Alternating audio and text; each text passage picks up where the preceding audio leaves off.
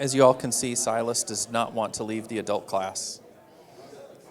So if you're coming in for the adult class, if you would sit as far forward as you can uncomfortably feel, so that we can hear your comments and things like that.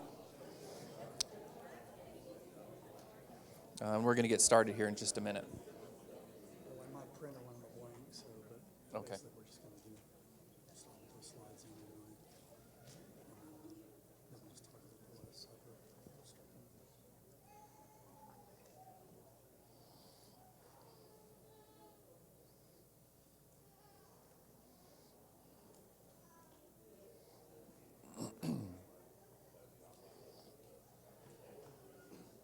So last week we started looking at Luke, and we wanted to look at the main meals that Luke uses for his gospel to kind of frame the story of the table. And I think one of the things that I want to get you to be thinking about, and we're gonna real quickly run through a few more of those meals, but not just that. Hey, we've looked at the Old Testament and we understand that the cutting of a covenant, the sacrifice of the animal, and then the meal that happened after the covenant was made was all part of the same process, right? So it made sense that the thing that was sacrificed became part of the meal, and the meal was the celebration that peace had broken out because of this covenant, correct? You with me? But it wasn't just that. It wasn't just the stuff that's being talked about in the Old Testament that is coming forward towards communion.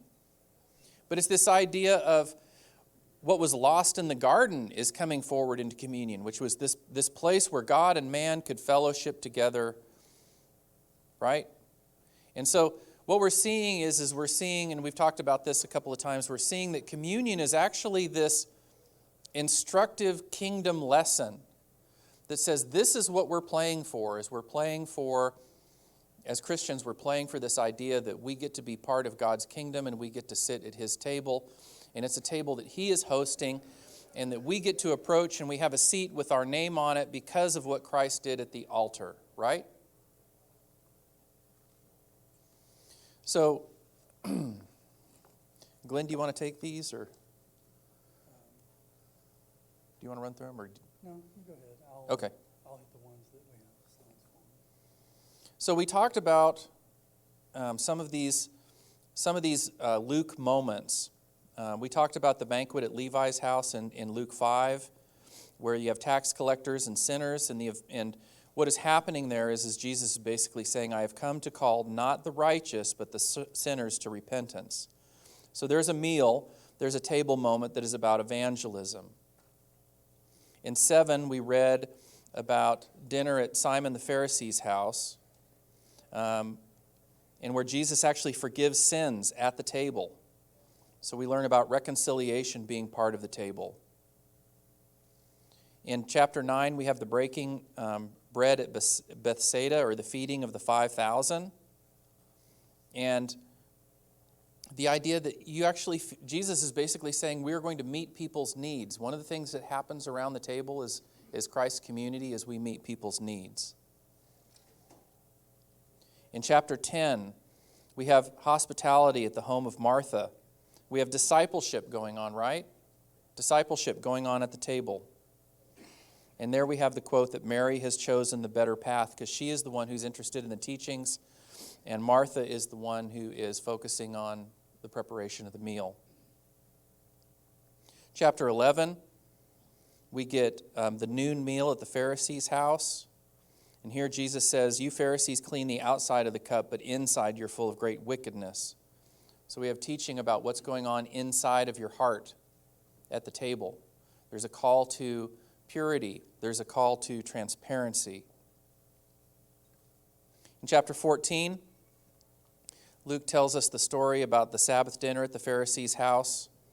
And there we have the lesson of when you give a banquet, invite the poor, the crippled, the lame, and the blind. So who's invited to the table? Everyone's invited to the table.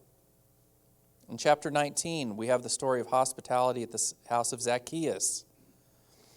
And Jesus quoting at that table, or saying at that table, declaring, the Son of Man came to seek and save the lost. Just as Daryl was preaching this morning, what is the point of the communion or the table that we do in small group?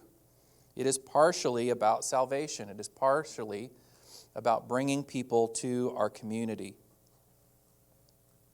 In chapter 22, of course, we have the Last Supper, or the Passover meal. Then he took a loaf of bread, and when he had given thanks, he broke it and gave thanks.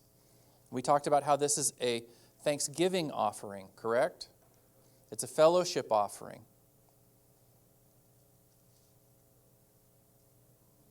Then in chapter 24, we have the breaking of bread at Emmaus with the two disciples. Jesus was making known to them the whole story of the gospel. And they say to themselves, how could we have not known that it was him? So here Jesus is the living one, the source of all of our stories, the purpose for which we live. And then finally in Luke 24, he has supper with his disciples. And he says, you are going to be my witnesses to these things. We are going to be a missionary community that talks about what God has been doing since the beginning of time. The last thing I want you to think about and to ponder is that this is the gospel story that Luke is writing much later. Luke's probably writing this about 72 AD. Luke has already written Acts when most of the people are reading this passage. Luke is not writing this as he's walking along with Jesus, recording all of these. Oh, here's a meal. I'm going to write about this. He's looking back and he's recognizing how important the table was when he saw what Jesus did. But think also that he is leading you in Luke up into the formation of the church. And if you think about all the things that happen in Acts that talk about the church and meals and community, Luke is leading you in the Gospel of Luke into the story of who the church is going to be.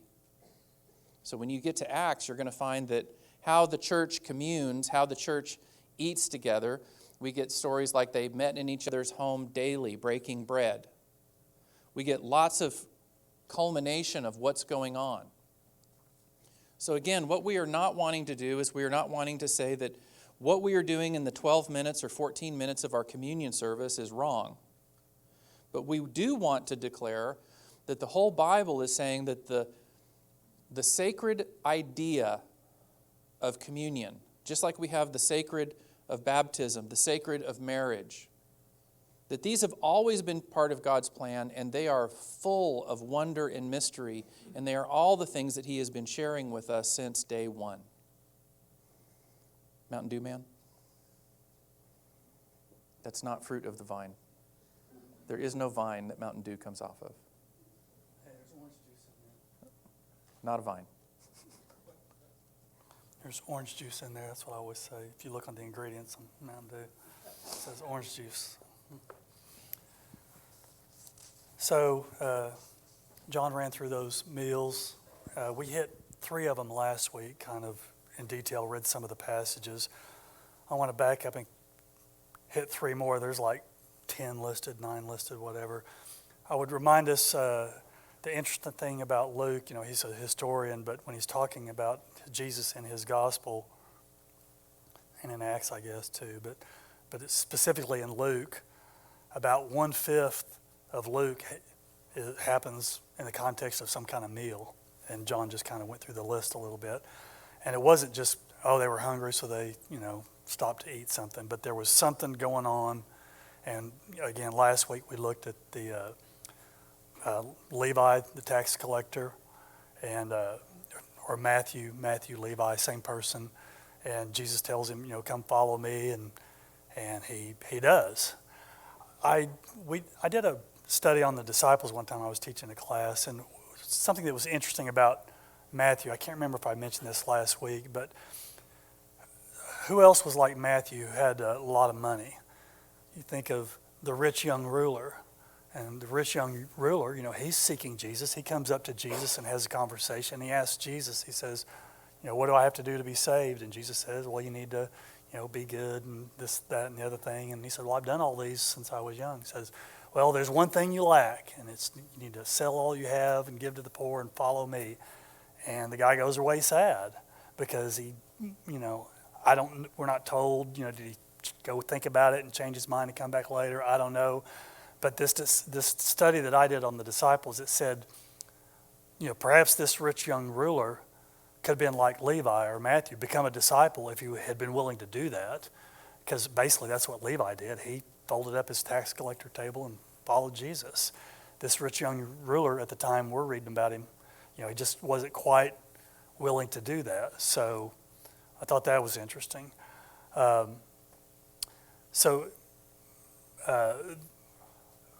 Levi's house, the purpose of the meal was evangelism. John ran through these, but I guess the point is all these meals had something going on rather than just the eating.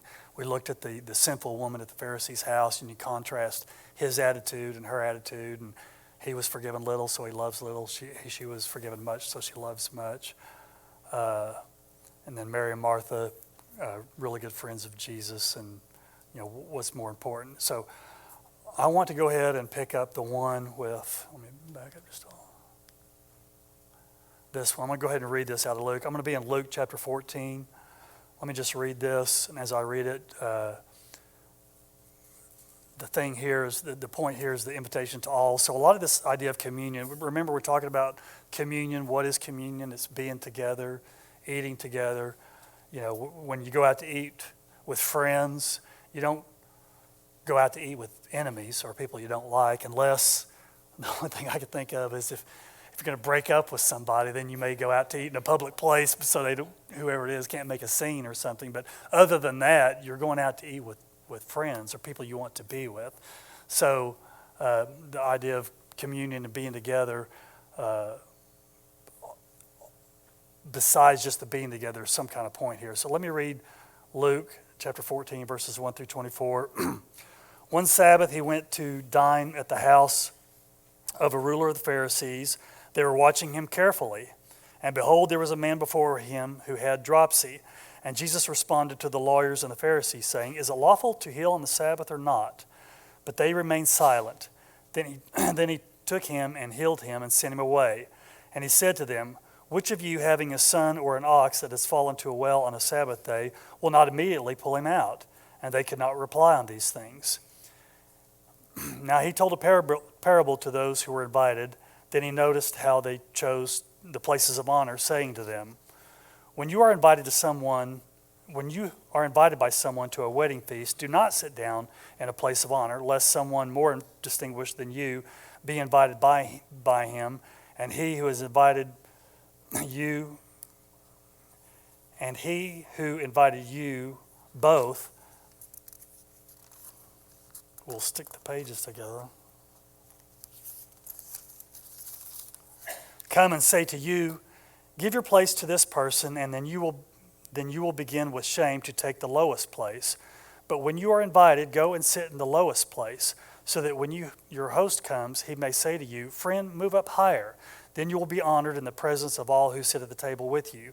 For everyone who exalts himself will be humbled, and he who humbles himself will be exalted. He said also to the man who had invited him, When you give a dinner or a banquet, do not invite your friends or your brothers or your relatives or rich neighbors, lest they also invite you in return, and you will be repaid. But when you give a feast, invite the poor, the crippled, the lame, the blind, and you will be blessed, because they cannot repay you, for you will be repaid at the resurrection of the just. When one of those who reclined at the table with him heard these things, he said to him, Blessed is everyone who will eat bread in the kingdom of God. But he said to him, A man once gave a great banquet and invited many. At the time for the banquet, he sent his servant to say to those who had been invited, Come, for everything is now ready. But they all alike began to make excuses. The first said to him, I have bought a field, and I must go out and see it. Please have me excused.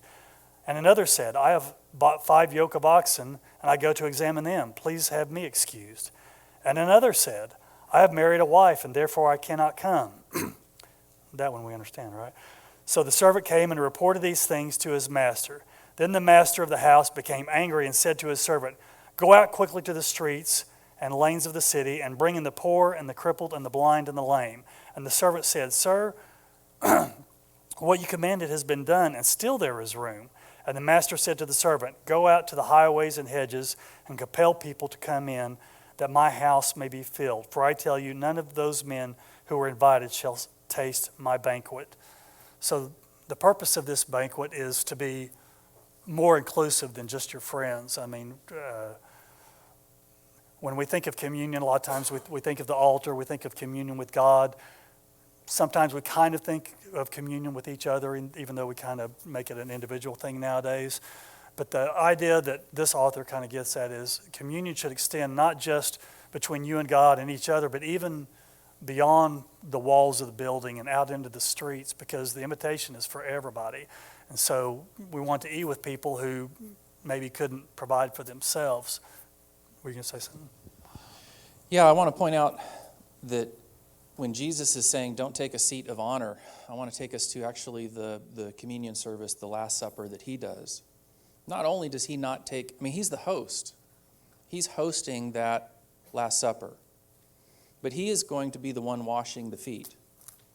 And he's going to be the one serving the meal. So Jesus is actually going way out of his way here to reaffirm something that is very hard for us as Westerners to get our head around, which is the hierarchy system in the kingdom is nothing like the hierarchy system that we live in day to day. We are so used to the idea that hierarchy, if you are up the ladder, it means you have more power. It means you get to say. It means that the people under you are beholding to you, or should be at least a little fearful because you get to make decisions for them. But in the kingdom, it's not that way. We don't climb up the ladder in the kingdom, we climb down the ladder. You climb down the ladder to the role of servant. And as servants, what do we have? As lead, if we're leaders and servants, what do we have? We have influence. That's really all we have. I think of these moments when we look at the world and we go, this is a hostile place for Christians to be. And I have a choice. I can get angry and say, I'm going to defend my place.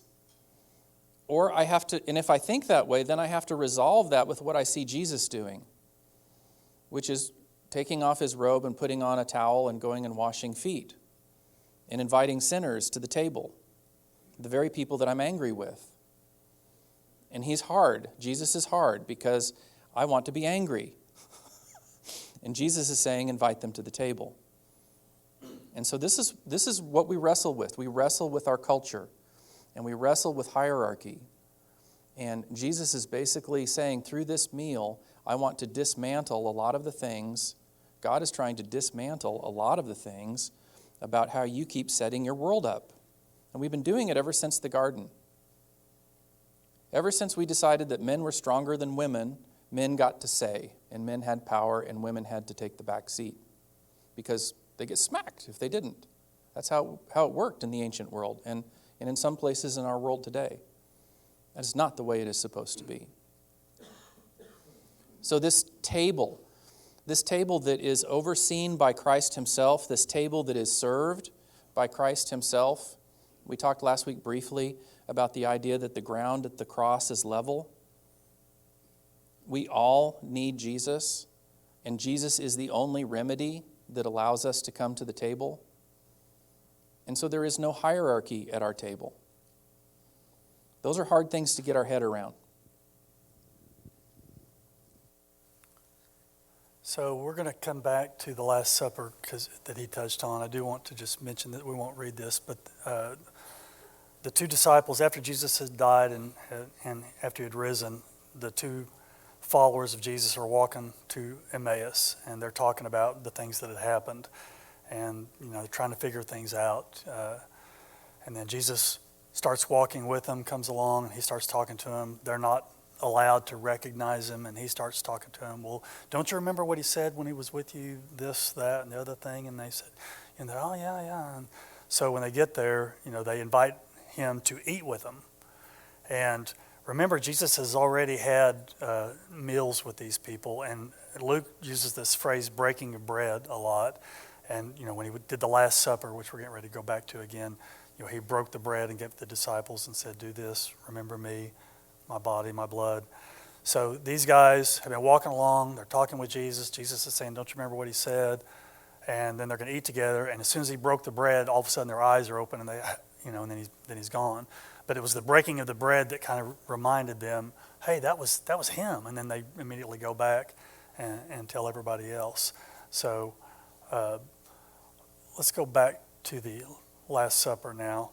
So, and you help me remember these. We're getting ready to kind of get into the next thing that this author puts forward. But in the Last Supper, so the thing about the road to Emmaus was that Jesus was alive. And he reminded them of the things that he had said when he was there, and then they realized he's dead, but that was him.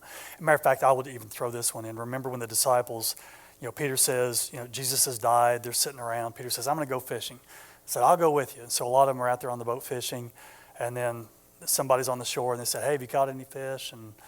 And Jesus has built a fire. It's him on the shore.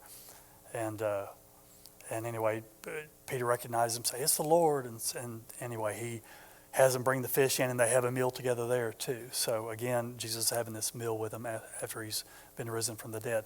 Now, we're going to draw some parallels. One of the meals that's mentioned before the Last Supper, well, first let's talk about the Last Supper. So John mentioned the serving at the Last Supper. So at the Last Supper, they're not just eating together. When I think of the Last Supper, you think of a condemned man on death row. What do they get? They get their last meal. They eat whatever they want. And what does Jesus want? He's told his disciples, I have really desired to eat this meal with you guys. And he's not just talking about the bread and the cup, but the whole meal. And we know it's a Passover meal. And so he eats this meal with them. And in the process, he distinguishes the bread and the cup and how to remember them. But before all that, remember what he does. He serves them. He washes their feet. And it gets back to this idea, who's the greatest? And they even have this discussion, even here, and I believe it's in Luke here, they have this same discussion. They've had it more than once. Remember, they've had it once before with James and John, and their mom goes up and said, hey, can one sit at your right and one sit at your left? And Jesus admonishes them for that. The Pharisee, even when they're eating, he said, well, if Jesus just knew who this woman was, he wouldn't let her, he's elevating himself. So it's just human nature. It's what we do. It's not our nature to be humble. We just read the verses where it says, humble yourself and God will exalt you. Let him do that for you. But Jesus is going to serve. He's going to humble himself. He's going to set an example at the table. Now what's interesting, and I'd never thought about this before, was another meal prior, one that we didn't actually read the verses on, was the feeding of the 5,000 or the 5,000 men. There was other people there too. And it was a miracle, and there was 12 baskets full left over, and Jesus blessed it. And some of the things that were in common, and help me remember these because I'm not looking at my notes right now, but on a few of these meals, like at the Pharisee's house, who was the host? It was the Pharisee.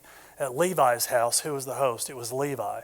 At the Last Supper, who's the host? Well, Jesus is basically the host there. He's the one conducting the Last Supper. But even though he's the host, he's also the servant. He's already washed their feet. There's a couple of other meals where Jesus kind of acts as the host. The one Emmaus, when they're talking, Jesus is the one that takes the bread and breaks the bread, so he was kind of acting as the host there. When they feed the 5,000, what does Jesus do? The people are there. He's been teaching them. They're hungry.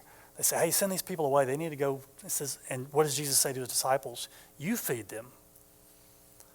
Of course, we immediately think, they're hungry. They need to eat something physical. But take that to the next level up. What does he tell Peter and the disciples to do later? Go and feed his flock. He's a shepherd. He takes care of his sheep. He's going to send them out. When we read about elders in the New Testament, it talks about shepherds that, bad shepherds are ones that feed only themselves. But, so it's kind of symbolic when Jesus tells the disciples to feed that 5,000. He's getting ready to do a miracle, but he's also talking about, he's been feeding them the word. Man does not live by bread alone, but on every word that comes out of the mouth of God. But they're getting ready to do this. And so as Jesus hosts the Last Supper and feeds them by giving them the bread, before that, he's having his disciples do that. He said, hey, what do you find? Oh, here's some bread and fish. And okay, pass them out. And he's having them feed the multitude there. So there's a parallel. Jesus is kind of the host. That's a parallel. Let me pause for a second. Did you? All right. Yep. So I thought that was very interesting that the feeding of the 5,000 kind of ties in maybe more than some of the other meals with the Last Supper.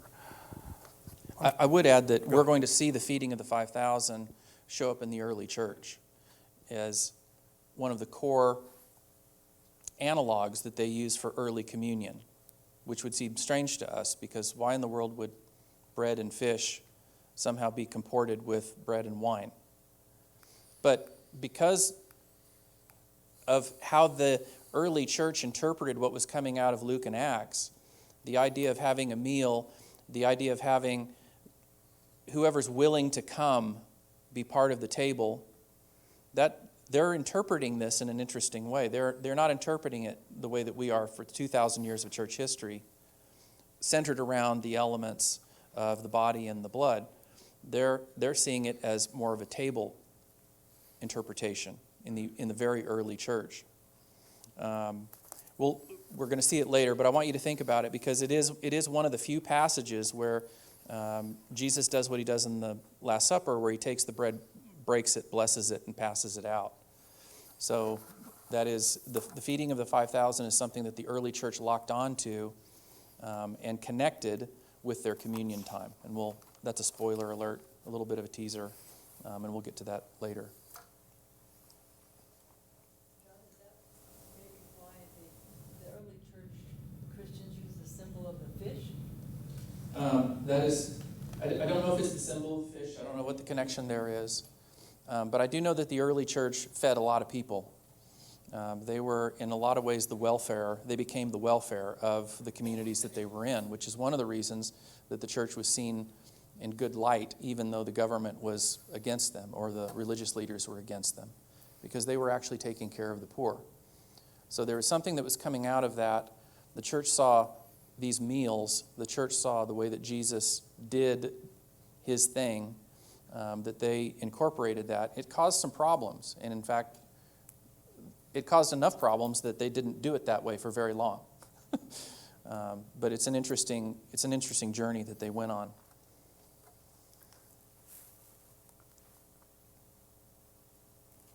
Can't remember. I keep muting myself. I'm going to say a couple more things about the Last Supper, then I want to switch gears just a little bit. But this, going back to the one about the invitation is for everybody, doesn't mean,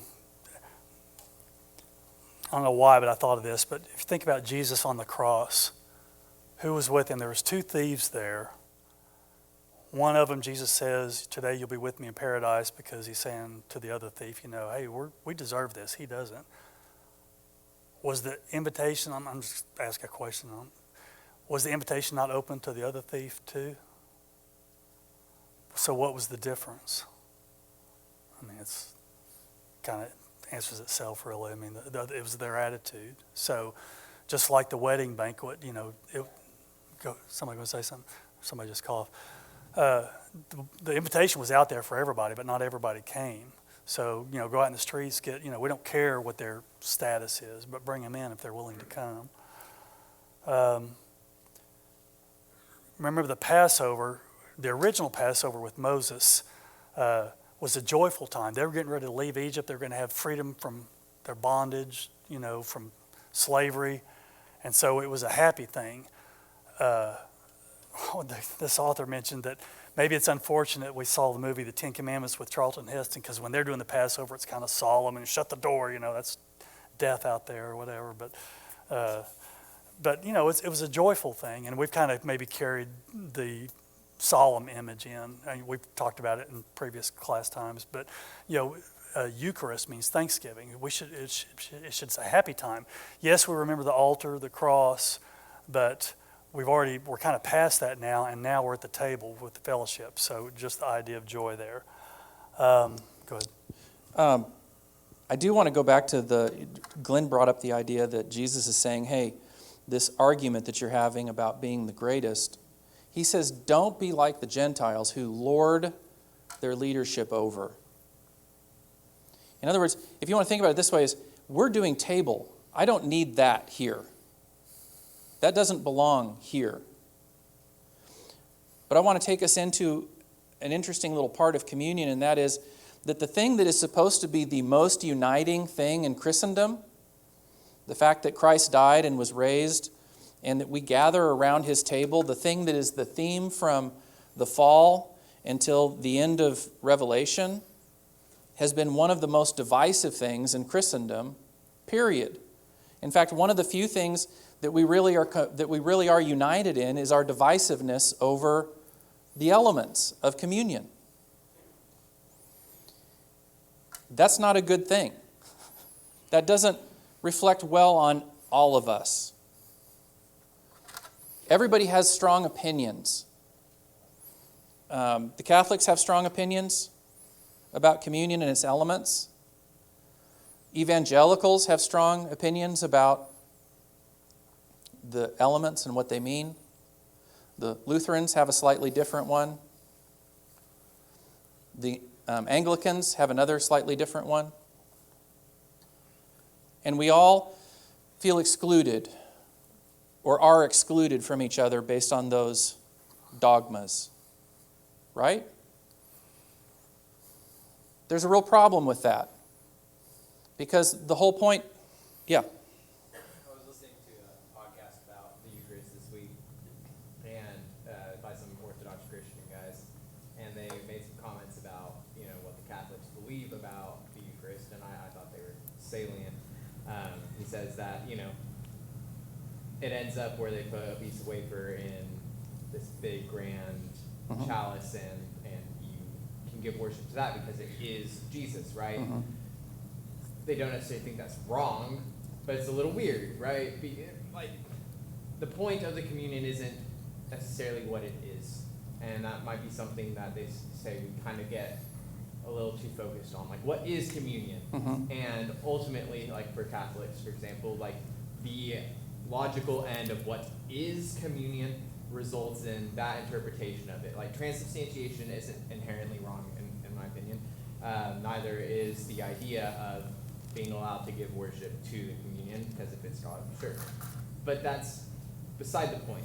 The real question, really, and that we should be thinking about is what it does for us in our lives. Right? Yeah. And so he said something that you might have gone, transubstantiation, I'm not in on that. Let me make it complicated, and then I'm going to try to land this part of it. We could spend 4 weeks on this. I promise you we could spend 4 weeks on this. Does Jesus ever say, "This is my body and this is my blood"?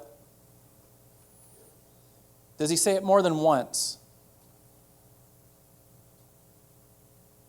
Doesn't he say, "If you don't drink my blood, you have no place with me"?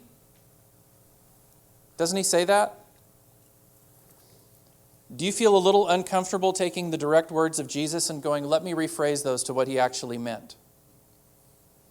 If you're comfortable taking the exact words of Jesus, especially when he repeats himself, and say, that's not exactly what he meant, let me rephrase it, you should be a little uncomfortable.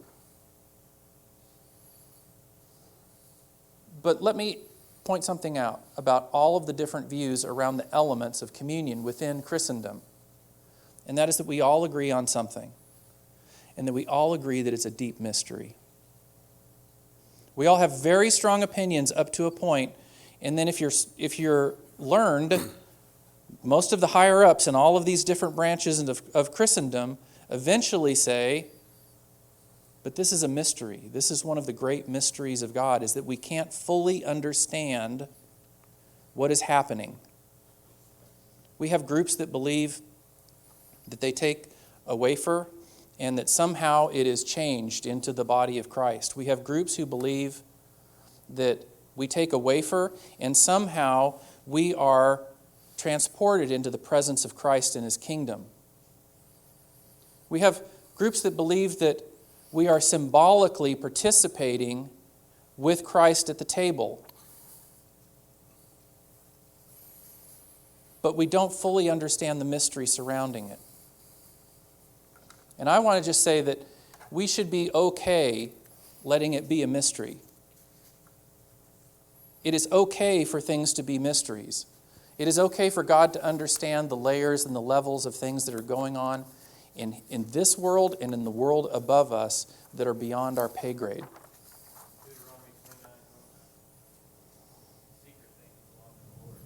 Secret things belong to the Lord. So This is part of what's so magical, and I'm not afraid of that word.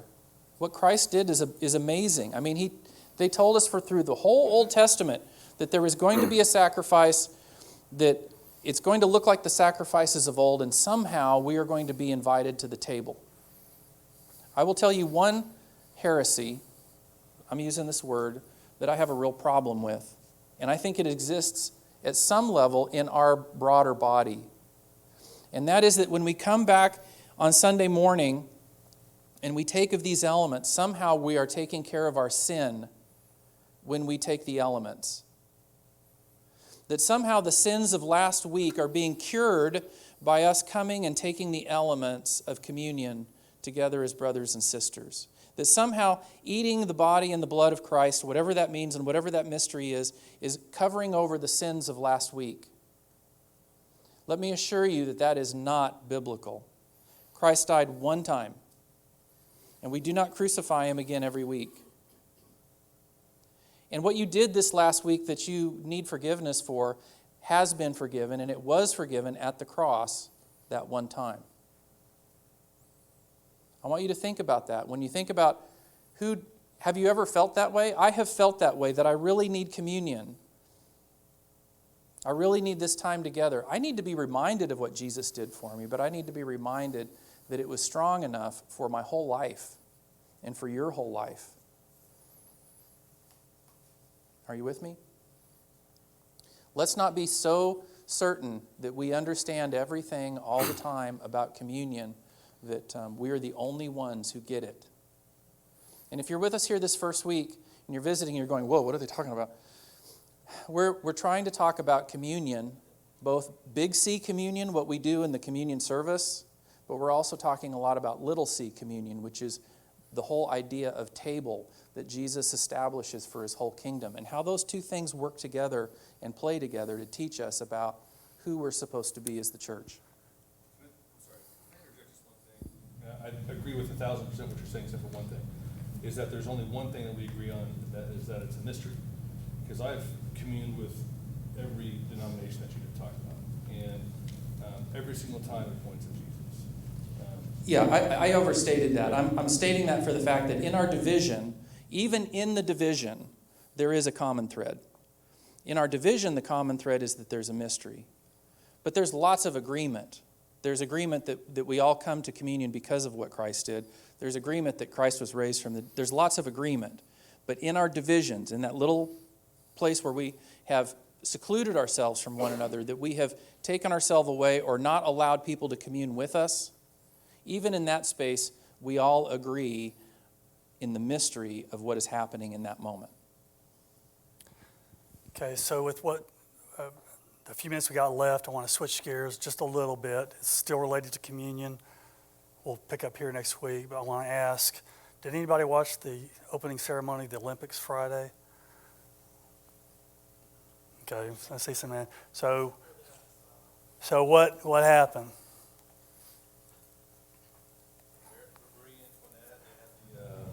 Yeah, but we don't care about Marie Antoinette. What am I really asking? Well, They yes. passed the flames. The what? The flame. Guys, people are scared to say it, right? Yeah. So I don't know if you saw this, but there was all kinds of crazy stuff going on, and one of the things was this image here, and that looks kind of familiar. People were saying, well, they're just making a mockery of the Lord's Supper. Now,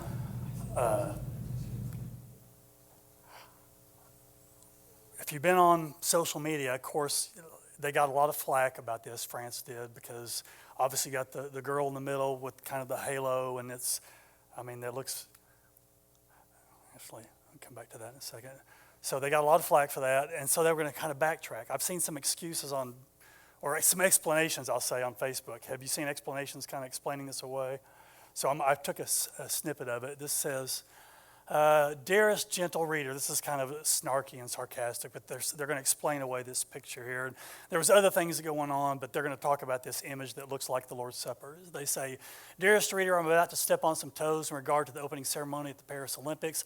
Also, it was not the Last Supper. It was a depiction of an ancient Greek Bacchanal because the Olympics are ancient and Greek. Surprise. And if you didn't know, Bacchanalia is an uncontrollably promiscuous, extravagant, and loud party. The parties often span several days, which honored the god of wine, Bacchus, the blue guy, and I didn't show a picture of this guy because I just thought it wouldn't be appropriate in here. I had a comment when we were saying a blue guy covered in grapevine. He is also known as Dionysus, the Greek god of fertility, later known as the god of wine and pleasure. So they're saying, oh, they weren't mocking the Lord's Supper. When you see this picture, don't think of this picture here, Leonardo da Vinci. They're not the same. And I would just say, the reason they gave this excuse is just because they're getting called out on it. And you may disagree, you may agree with this. The ancient Greeks did perform the Olympics in the nude too, but I don't see them doing that. So why did they just kind of pull this and say, oh, well, obviously we should have thought of Bacchanalia or whoever when we saw. Everybody knows that, right? And it's just I don't buy it. So the reason I'm throwing this out there is because Christians today, a lot of times, we're talking about communion, and I'm big on application, and I wish we had a little bit. My deal is all this is good stuff, but so what? What is it? Who cares if it doesn't mean anything in our lives? So yeah, we come together and we're in the salt shaker as grains of salt. We want to be salt and light. We're in the salt shaker though, and we're taking communion. Where does that extend beyond the walls? Like I said earlier, and so my question is, when something like this happens, obviously that is supposed to copy that, and you can go read the background of the guy that did this. I'm saying to you, as Christians, a lot of times we think of the Bible, we think, well, those are the stories of old, this that we can use for lessons, and we're looking to the glory of the future, when we're going to go to heaven. But what about right here, right now? What did Paul, when he's writing to all those Christians in their churches, he's telling to them to engage with issues going on right in front of you right now, apply biblical principles in your life right now. I feel like sometimes as a church we think, well, we're not supposed to get involved in secular stuff, or we're not supposed to, or maybe we're timid, or maybe we like the praise of the world better than of the men in the world better than we do from God. I don't know, but I'm just saying, as Jesus told his disciples, the fields are white with harvest. We've got opportunities galore to be salt and light outside of this salt shaker, and I don't think we can take advantage of them. And I think we're also going to be held accountable if we don't do that. And we've gotten kind of. We've had the luxury in the United States of growing up in I know Jacob likes to disagree with this all the time, in a Christian culture, but our nation was founded on Christian principles. It's a fact. We're not saying it's a theocracy or anything, but it's founded on Christian principles. You can go check it out, go read the writings of all the founding fathers. So we've had that benefit. But it also works against us a little bit. I feel like our country is kind of like the third generation of a family business. The first generation, pounds everything out and it grows to the second. And then by the time you get to the grandkids, they just squander everything away. And I feel like that's kind of where we're at right now. So I'm going to throw some verses out to you, then I'm going to shut up and let you see if you disagree or agree. But I'm going to throw this out there. I'm putting it out there. Jesus tells his disciples, "Behold, I am sending you as sheep in the midst of wolves. So be wise as serpents and innocent as doves." And we're all about the innocent as doves stuff.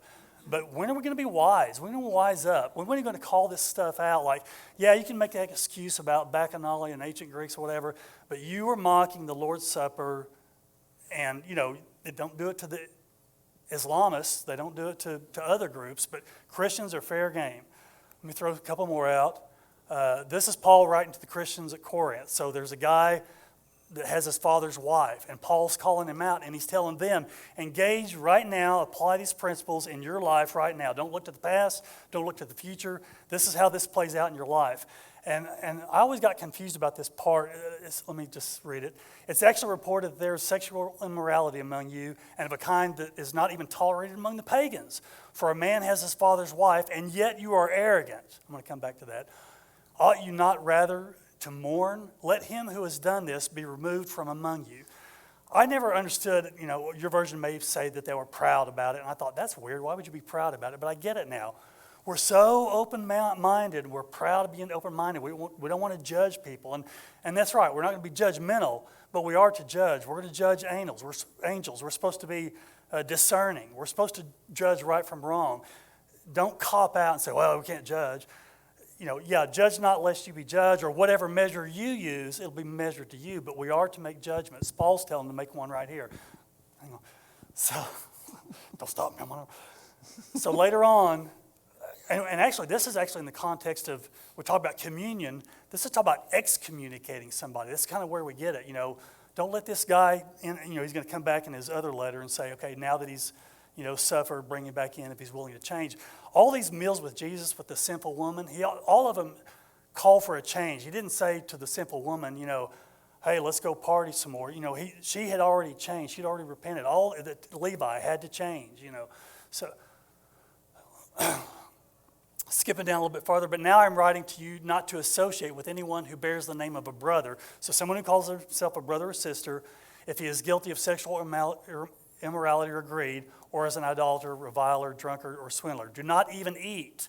Don't even have communion with. Don't associate with such one. Okay, this is talking about brothers. Do we have any obligation to the world? Yes, because Jesus also tells them in a different place, that's Paul writing to them, saying, don't let a brother in among you. Don't even eat with them if they're, doing crazy stuff. Before that, Jesus is telling them, you're the salt of the earth, but if salt has lost its taste, how shall its saltiness be restored? It is no longer good for anything except to be thrown out and trampled under people's feet.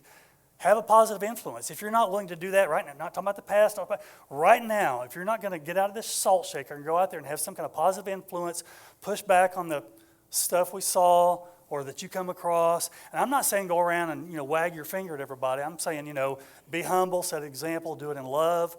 But when it comes time to speak out, who else is going to do it? What happens in the vacuum? It's going to be filled with something else, and we suck.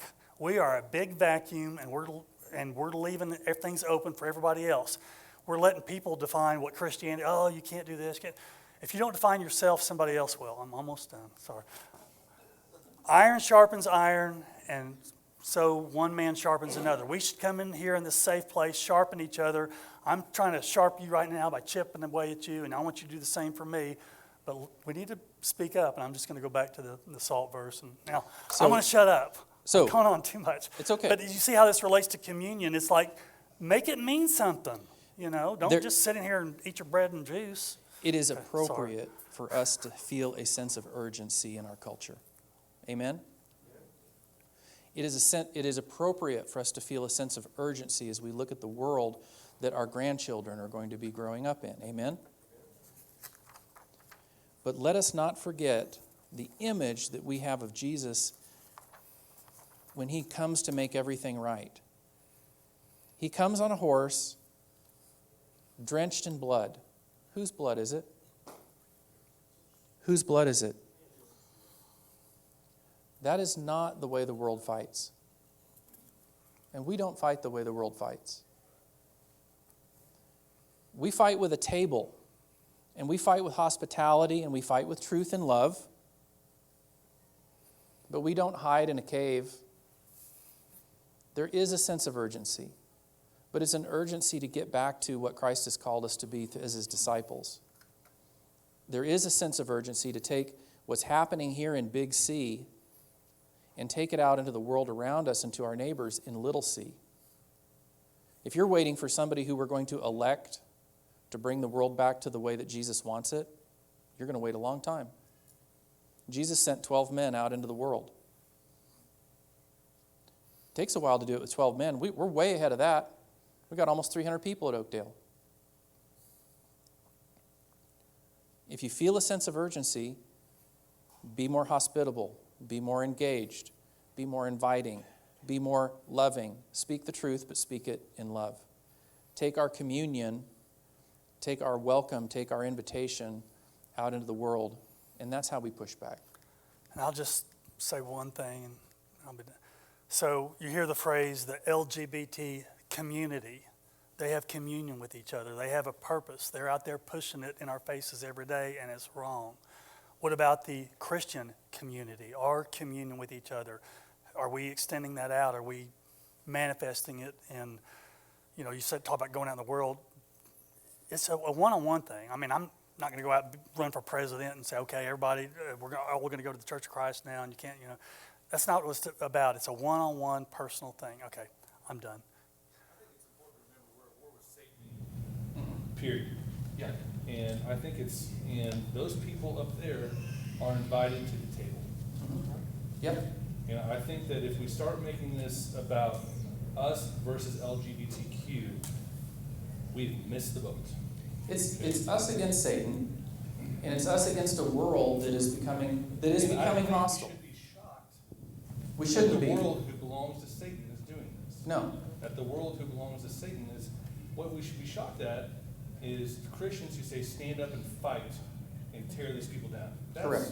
That's what Well, we if should be you, shocked do you at. think that that's what I was saying to do? I just want to make abundantly clear where I'm at, because I appreciate your passion, and I just want So, to make. I'm glad, let me just say, so I meant to say this too. I'm not talking about being like Islamic extremists, like if you disagree with us, we're going to cut your head off. But we should be passionate about putting what we believe out there. And they can either accept it or not, and they're going to be the way they want to be. What do? We dust off our sandals and move to the next place. But we've got to, But we got to. we got to visit that first place And first, is my that's point. why, absolutely, and I don't disagree. I just want to make sure that we're not, because that's too many times I say this is a win for Christianity when those people are going to hell, right? Yes, It's not a win. we are way over time, Yeah. but I'm just gonna say this, and then we're gonna pray and close. It is appropriate for us to recognize that the world is in need of healing. And it's what it looks like when it's broken. Okay? We know what it looks like when it's broken. And we cannot be a people who hide in our buildings. And we can't be people who hide in our homes.